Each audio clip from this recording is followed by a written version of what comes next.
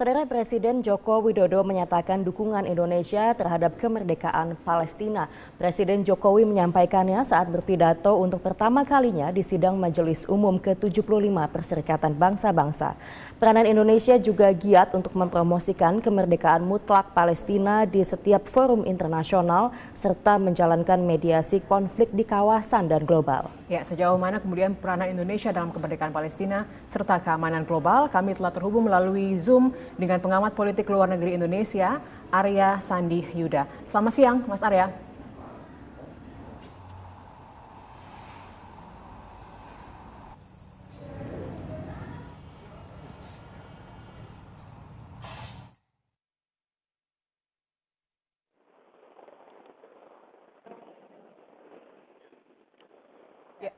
Mas Arya, Anda bisa mendengar suara kami di studio?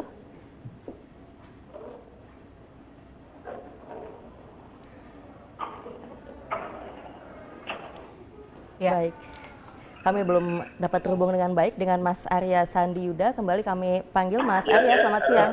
Baik. Ya, selamat siang Mas Arya. Mas Arya, kalau kita melihat pidato Presiden di sidang umum PBB pagi tadi, begitu kemudian beliau memberikan dukungannya terhadap kemerdekaan Palestina. Bagaimana Anda melihatnya? Yang pertama, mohon maaf, ini suara saya mantul feedbacknya saya. Baik. Ya. Jadi, ya, baik. Saya lihat ini mantul suaranya ya, ke saya. Silakan Mas. Jadi Presiden Jokowi ketika bicara tentang Palestina, sebenarnya ini merupakan konsistensi Indonesia sebagai sebuah negara bangsa, dan Presiden Jokowi menempatkan Indonesia sebagai satu negara yang tidak pernah bergeser dari komitmennya, karena sejak awal Indonesia berdiri memang kemerdekaan Palestina menjadi satu isu yang tidak bisa ditawar-tawar lagi. Ketika Bung Karno dikutip oleh Pak Jokowi sebagai pesan-pesan Bung Karno itu menunjukkan bahwa Pak Jokowi sedang menegaskan bahwa tidak ada yang berubah dari politik luar negeri terhadap Palestina. Bung Karno dulu pernah menyatakan nationality can only be itself upon the basis of status and nation itself, bahwa kebangsaan kita hanya bisa eksis kalau kita mempedulikan sesuatu yang lebih besar dari kebangsaan itu sendiri, termasuk dalam hal kemanusiaan, kemerdekaan, kesejahteraan global. Jadi Pak Jokowi ketika bicara di PBB, visi global prosperity, global justice, global peace-nya itu tetap lengkap, dan kita lihat di tengah dunia yang sekarang sangat dilematis, termasuk negara-negara yang sedang ditantang konsistensinya terkait dengan isu Palestina, Pak Jokowi sedang menegaskan gitu kan. Kita tahu Uni Emirat Arab selalu ada normalisasi hubungan dengan Israel, sementara Indonesia kembali menegaskan bagaimana tidaknya hubungan diplomatik dan juga terus berpihak pada kedaulatan dan kemerdekaan Palestina. Ya. Mas Arya, selama ini negara Indonesia sering memainkan peranannya dalam menyelesaikan konflik di berbagai belahan negara, mengingat Indonesia merupakan anggota tidak tetap PBB sejak akhir 2018. Bagaimana Mas Arya melihat peranan Indonesia dalam kemerdekaan Palestina? Ya, tadi saya sudah bahwa sekarang ini di kawasan Timur Tengah itu terjadi beberapa dilema di beberapa negara, terutama salah satunya Uni Emirat Arab yang terakhir sedang melakukan penormalisasi hubungan dengan Israel, dan kehadiran Indonesia sebagai salah satu negara koki, juga sebagai negara mayoritas berpenduduk mayoritas terbesar di dunia, ini sebenarnya sedang menegaskan bahwa Indonesia tidak terlibat dalam paradoks politik luar negeri terkait dengan isu Palestina. Jadi kita tidak punya hubungan diplomatik, kita membuka hubungan dengan Palestina melalui konfor konsulat kehormatan, dan melalui hubungan dengan diplomatik. Seperti itu. Sejauh ini Mas Arya sendiri melihat apakah kemudian sudah cukup begitu upaya Indonesia dalam mendukung hak-hak Palestina begitu?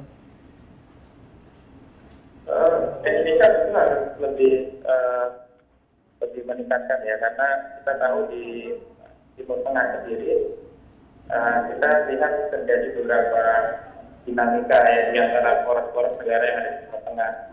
Dan kalau dulu misalnya Arab Teluk mereka punya satu sikap yang sama terkait dengan Palestina, sekarang ada poros di negara Arab yang berpotensi untuk melunakkan jika negara yang Arab Teluk lainnya di Gulf of Mexico, sehingga Indonesia harus lebih gigih lagi dalam mengelola dinamika poros-poros yang berkembang di Timur Tengah. Ada misalnya poros lain, ada poros Iran, ada poros Turki, Qatar, dan lainnya. Ini yang harus juga dipahami, dan poros-poros ini harus dikelola dengan prinsip politik luar negeri Indonesia yang bebas aktif.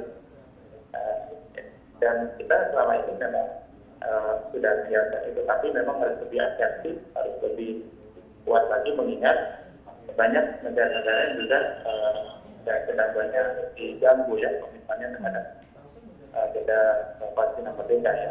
Ada the deal of century yang dibawa oleh Amerika Serikat, tapi kita lihat memang sambutannya sudah tidak terlalu bagus. The deal of century yang dibawa oleh Presiden Trump ya.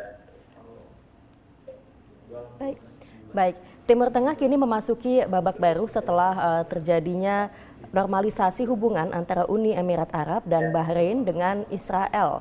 Bagaimana Anda melihat hal ini? Ya, tadi sebenarnya semua yang ada di dalam dinamika ini memberikan perkembangan baru ya. Sekarang kita bisa melihat betul Cooperation Council atau negara-negara lanjut atas yang tidak lagi satu terhadap Palestina, tapi juga terlalu belah. Misalnya antara Emirat Arab dengan poros Qatar yang lebih merapat ke Turki. Jadi kita melihat setelah Amerika Serikat sudah terlalu besar intervensinya terhadap dinamika kawasan Timur Tengah, itu Arab Teluk itu sedikit berubah soliditasnya terhadap Palestina. Tapi kemudian di sisi lain kita juga melihat perkembangan yang unik ketika poros negara-negara seperti Turki itu bisa lebih terkonsolidasi bersama negara Arab Teluk, menanjung Arab di Cooperation Council seperti Qatar. Jadi kita melihat memang ada perubahan tren, dan kalau dulu tren dukungan terhadap Palestina merdeka hanya bergantung kepada negara-negara Timur Tengah, tapi sejak 2011 ya apalagi 2016 terakhir itu voting pattern atau tren pola dukungan di Majelis Umum PBB sendiri sudah merambah ke negara-negara Eropa, negara Afrika. Itu mulai mayoritas sudah mendukung ide yang dahulu sangat asing bagi negara-negara Eropa dan Amerika. Ya, Mas Arya, Presiden tadi juga berpidato bahwa beliau menyatakan akan selalu membawa isu Palestina begitu. Kalau Anda sendiri melihat bagaimana kira-kira kemudian reaksi dari negara-negara yang mungkin belum sepaham atas Palestina begitu? Kalau sekarang sebenarnya pidato dukungan terhadap Palestina menjadi lebih mudah diterima ya. Tadi saya sebut bahwa terjadi perubahan voting pattern bahkan di kalangan negara-negara Eropa yang dulu merupakan negara-negara yang biasanya dalam isu yang terkait dengan Palestina Israel itu seperti selalu menghidup kepada kebijakan Amerika Serikat yang posisinya sebagai unbreakable friend dari Israel. Tapi sejak 2016 kita bisa lihat voting pattern di Majelis Umum PBB sendiri sudah menunjukkan bahwa Eropa seiring dengan hilangnya ketergantungan interdependensi terhadap Amerika Serikat dan juga punya kesamaan isu untuk membentuk laju gelombang pengungsi dari Suriah sebagai dampak konflik, itu sudah mulai terlihat tidak menghidup kepada Amerika Serikat terlalu banyak ketika bicara tentang Palestina merdeka. Jadi trennya sudah kondusif sebenarnya dilihat dari peranan banyak negara di luar Indonesia juga untuk mengubah tren dukungan terhadap Palestina. Tapi ada hal yang menarik juga sebenarnya dari pidato Pak Jokowi ketika beliau menegaskan pentingnya penghormatan terhadap hukum internasional. Ini sebenarnya tidak hanya terkait dengan Palestina, karena pentingnya penghormatan untuk pemulihan terhadap hukum internasional pasti juga akan terkait dengan posisi kita terhadap China. Karena di Laut Cina Selatan kita tahu China mengembangkan satu klaim yang sangat bertentangan dengan hukum internasional di laut. Dan ini sebenarnya saya kira pesan implisit yang diberikan oleh Jokowi bahwa beliau sebagai seorang kepala negara, seorang pemerintahan, sangat menegaskan bahwa politik luar negeri Indonesia sangat uphold international law dan menentang segala historical claim, gitu, klaim historis yang tidak berdasar, dan itu banyak terkait nanti dengan wilayah Laut Selatan.